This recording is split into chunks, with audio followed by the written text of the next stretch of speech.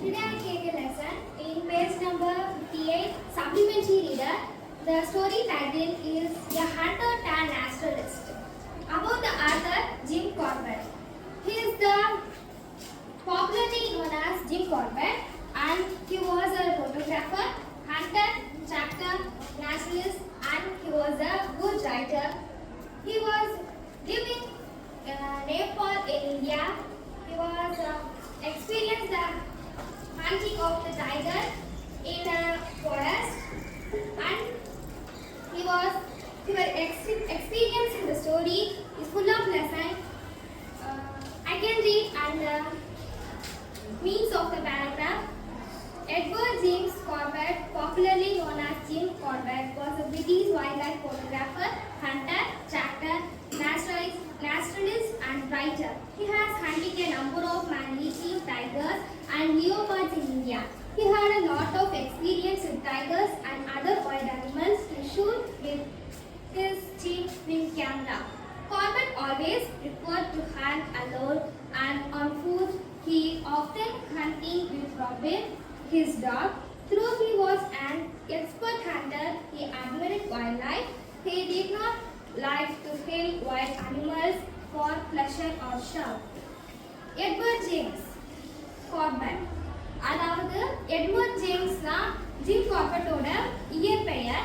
இவர் வந்து மோஸ்ட்லி எல்லாரும் இவர் கூப்பிடுறது ஜிம் கார்பெட். இவர் வந்து பிரிட்டிஷ் நாட்டை சேர்ந்தவர். இவர்கிட்ட பல திறமைகள் இருக்கு.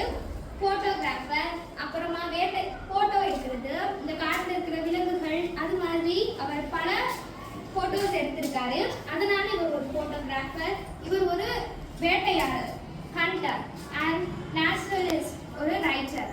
அவருடைய காட்டில் அவர் வேட்டையாட போவார் இல்லையா, அப்போ அவருடைய எக்ஸ்பீரியன்ஸை அவர் கதைகளா எழுதுவாரு. அதனால he is a writer and இவர் வந்து பல மேன் ஈட்டிங் டைகர்ஸை கொண்டிருக்காரு, அதாவது வேட்டையாடி இருக்காரு. ஏன் இவர் வந்து இதை வேட்டையாடுறாருன்னா, இது வந்து மேன் ஈட்டிங் டைகர்ஸ். நார்மலா டைகர்ஸ் வந்து வைல்ட் லைஃப் அனிமல்ஸ் மட்டும்தான் வேட்டையாடும். ஆனா இந்த இதுலயே ரெண்டு வகைகள் டைகர்ஸ் இருக்கு. மேன் ஈட்டிங் டைகர்ஸ் மனிதர்களை மட்டும் வேட்டையாடி சாப்பிடும். அதனால கவர்மெண்ட் ரெக்வஸ்ட் படி அந்த வில்லேஜஸ்ல இருக்க டைகரை ஹண்ட் பண்றதுக்காண்டி ஜிம் கார்பெட்டை சொல்லியிருப்பாங்க. கார்பெட்டுக்கு இது பிடிக்காம இருக்கும். ஆனா வைல்ட் அனிமல்ஸை பாதுகாக்கணும் அப்படின்றதுதான் இவருடைய எண்ணமா இருக்கும். ஆனா இவர் வேற வழி இல்லாம ஒத்துக்கிறாரு. இவருடைய பெட் அனிமல் ராபின் கூட தான் இவர் சேர்ந்து இந்த வேட்டையாடுறதை தொடங்குவார். According to this theory, a tiger starts eating humans when they grow old or get and as they cannot run fast, they start killing humans. People cannot run as fast as animals, so they become easy prey.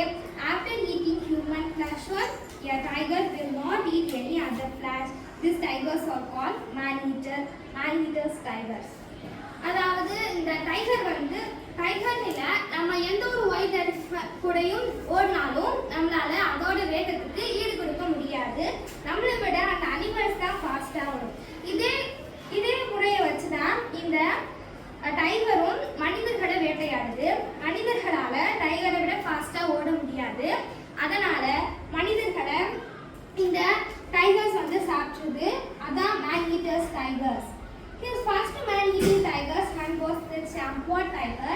It was a Bengal tiger responsible for yearly 436 deaths in Nepal and the Kumaon area of India.